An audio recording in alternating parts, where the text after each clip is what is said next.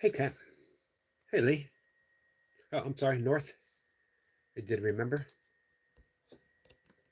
So, for those who are wondering, yes, I did finish. I did finish eating my apple just in the nick of time. It's a big apple. Proper terms, it's called a big ass apple. It's a big ass apple, guys. Um, it was pretty good. I enjoy my apple eating time. Becomes a little bit of a meditation. Definitely becomes an act of appreciation. As I wash my apples, I always say, um, Ho'oponopono. In yogic tradition, uh, it's called prashad, if I'm remembering it correctly, which means simply means blessing. We're blessing our food as we eat it. I think our friend Magnetic North would very much appreciate that, as he holds the things of the earth as sacred. So when you are about to consume something, use something, um, give thanks. Give thanks for what you have. Um, give thanks for its nourishment. What I love about Ho'oponopono is I trace it all the way back, as far back as I'm able to.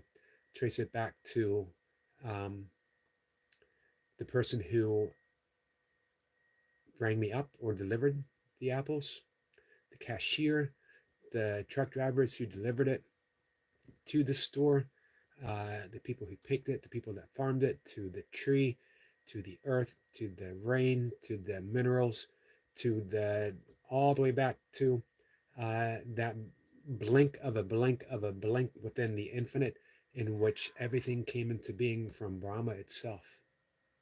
And then you give thanks to Brahma.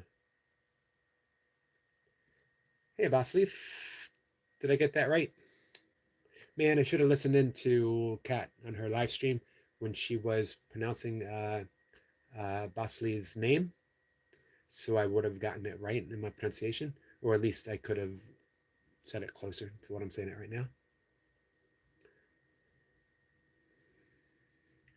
Let's see. And North says, I do. Yes, it's an ancient method. I knew that you would have your fingers on that pulse for sure. Um, Man, a lot on my mind, guys.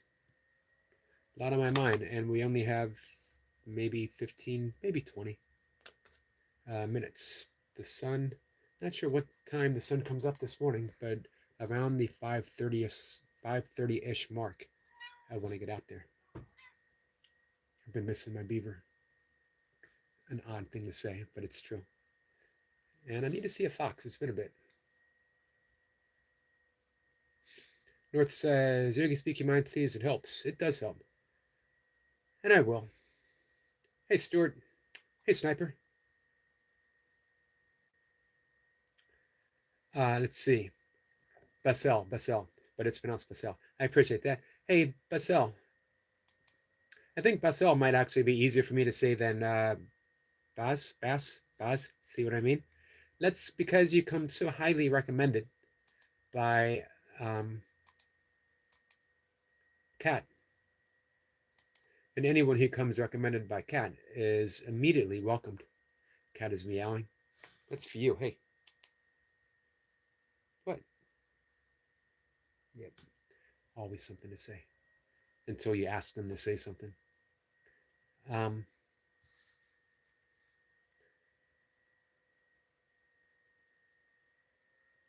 where was I?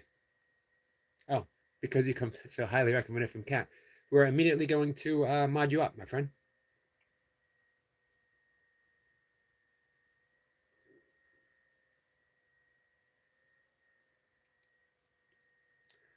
Bus, Buslel.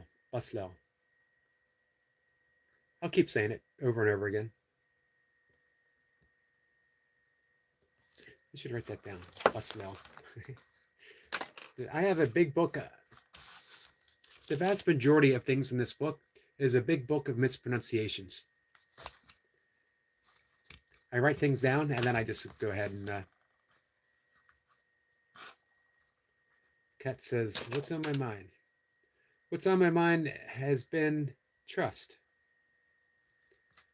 Trust is seen through Course in Miracles, the teacher's manual.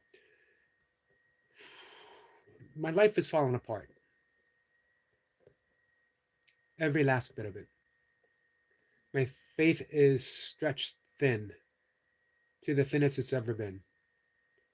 That I am called to let go of everything and everything and everything and everything. And anything that comes to me, I'm called to let go again.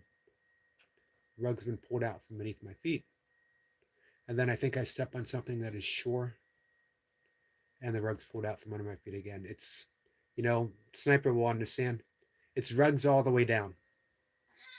You know what I mean, Sniper? It's rugs all the way down. So what do you do? There's a lot of fear. There is a lot of fear in my life. I wrote about that this morning.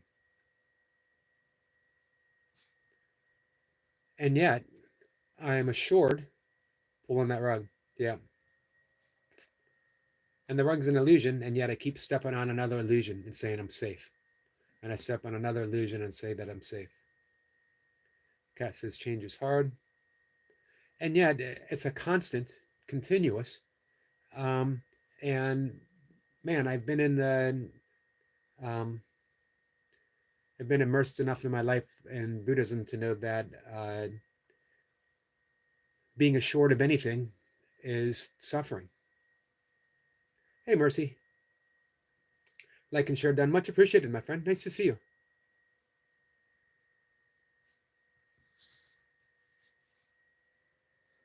Sniper says I need to create a hole. Well, here's the great news about falling. There's no place to land.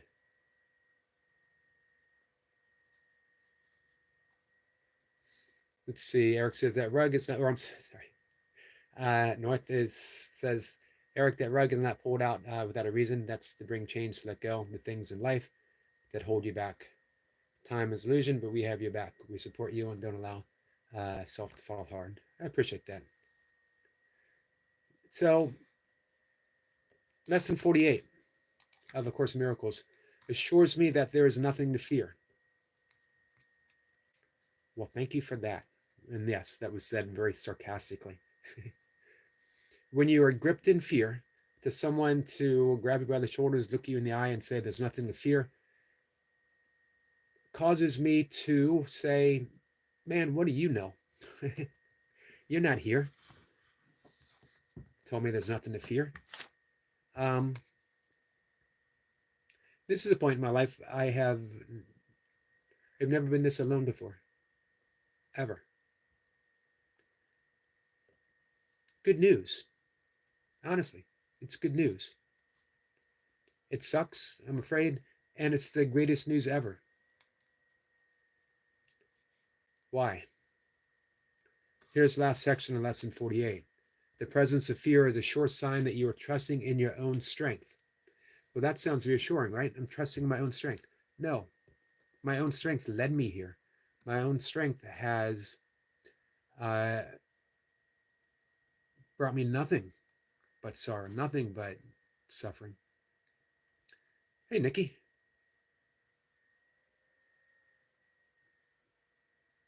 Hey, Soul Stars. I'm sorry I missed you when you came in. The presence of fear is a sure sign that you're trusting in your own strength. So that sucks. But guess what? I don't have to. I don't have to continue that. The awareness that there is nothing to fear shows that somewhere in your mind, through not necessarily in a place you recognize as yet, that you have remembered God and let His strength take the place of your weakness. The instant you're willing to do this, there is indeed nothing to fear. The reason I'm afraid is because I've been trusting in an illusion. It brings me all the way back to the very beginning of the text of A Course in Miracles, the introduction. Nothing real can be threatened, nothing unreal exists. Nothing real can be threatened, nothing unreal exists. So why do I keep placing, not just me, why do any of us? Why do we keep placing trust in that which isn't real? And then when that metaphorical rug is pulled out from beneath it, look surprised. Why do we keep trusting our own strength when there is a greater strength in ours? Why do we keep trusting in illusions? Because we do.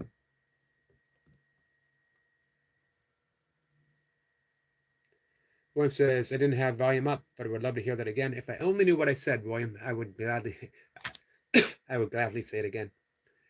Nikki B, welcome in, my friend.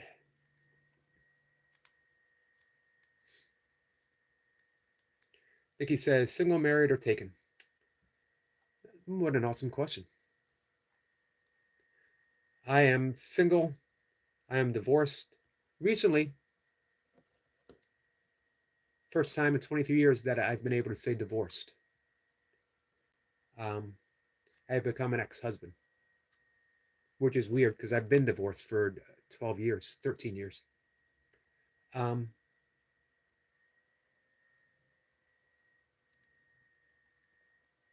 What was that part taken?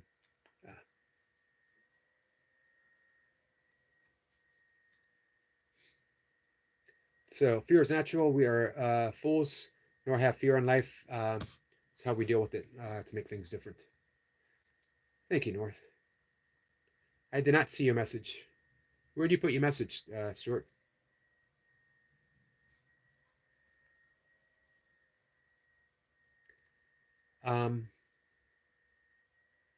I want to see things differently is to remember. You're absolutely right about that, North.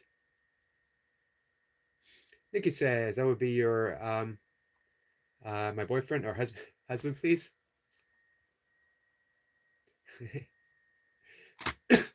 Kat says, Nikki, you move fast. Indeed.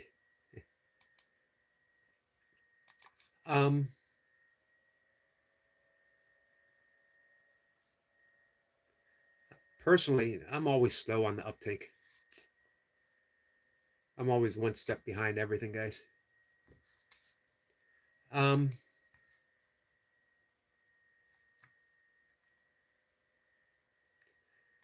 So here's from what I was reading in chapter 20, the vision of holiness. Sin is an adjustment, and this is from section 4, paragraph 4, I'm sorry.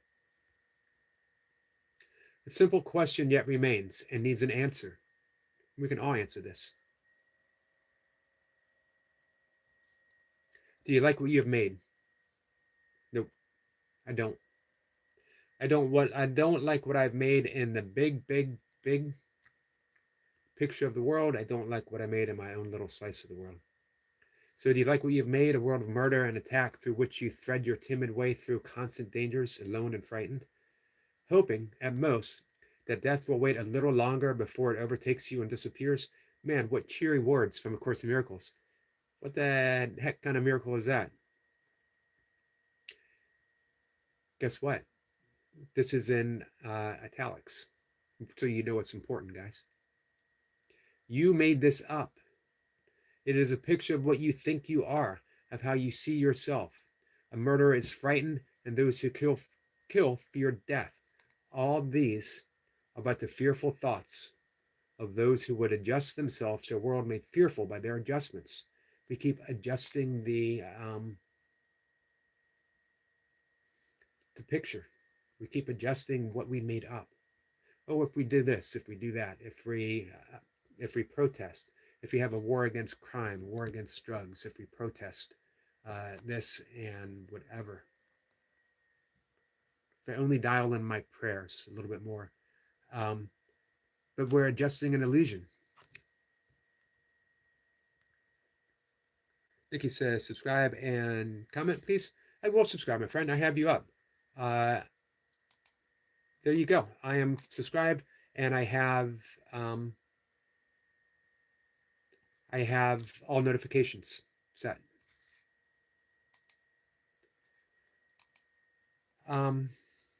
So, hey, man, I've painted a pretty bleak picture about myself and about the world, right?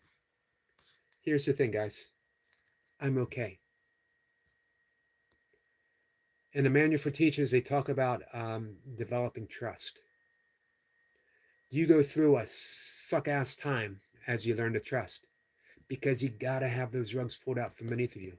You have to. You have to stop trusting in the illusions. You have to stop putting your feet on an imaginary rug. Guess what? You can fly. Guess what? I can fly. Not that I'm an angel. um, let's say maybe I'm trusting my internal hummingbird. It can fly. And so can you. All right. I'm going. A little bit early. Let's see if I can fly today. Thank you guys. I love you.